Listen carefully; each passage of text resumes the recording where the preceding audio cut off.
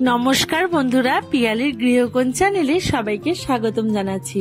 তো আজকে ছিল সপ্তমী রাত্রের ভিডিও। তো সন্ধ্যেবেলা তোমাদের সাথে শেয়ার করেছিলাম, শাড়ি টাড়ি পরেছিলাম, আড্ডা মেরেছি। আবারও আমরা রাত্রে বাড়ি ফিরে খাওয়া দাওয়া সেরে প্রায় 12টা পৌনে 12টা নাগাদ বেরিয়েছি। তো ইচ্ছা আছে সারা রাত জেগে ঠাকুর দেখবো না, ঘুরবো, আড্ডা মারবো, এই আর কি।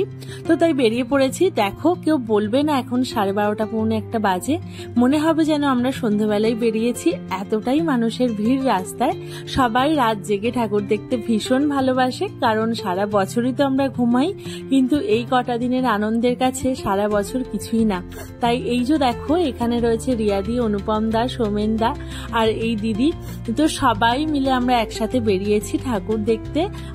ঠাকুর দেখা ভুল বলছি, যাই হোক আড্ডা মারতে। তো এই যে হাওড়া ব্রিজের ওপর দিয়ে যাচ্ছি, তখন পৌনে 1টা বাজে।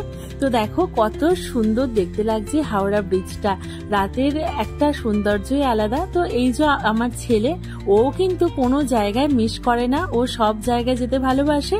আর এই যে আমরা দাঁড়িয়ে দাঁড়িয়ে এখানে আড্ডা মারছি, লোকজন যাচ্ছে দেখছি, গল্প করছি, এই আর কি।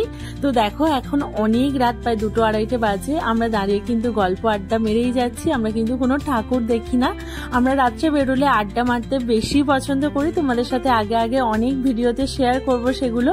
আর এই যে এখানে ওরা গল্প করছে আর এখানে আমরা গল্প করছিলাম। গল্প জাস্ট জমে গিয়েছিল, এত ভালো লাগছিল। তো সন্ধ্যাবেলা শাড়ি পরেছিলাম, কিন্তু রাত্রে প্রচন্ড গরম লাগছিল, তাই আমি এটাই পরলাম।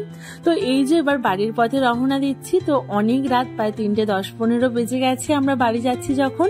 তো একটা দিন মিস করা যাবে না, কারণ কখন কবে বৃষ্টি হবে বলা তো যায় না। তাই একটা দিনও মিস করা মানে আমাদেরই লস হবে। তো যাই হোক, আমার ভিডিওটি কেমন লাগলো অবশ্যই জানিও। পাশে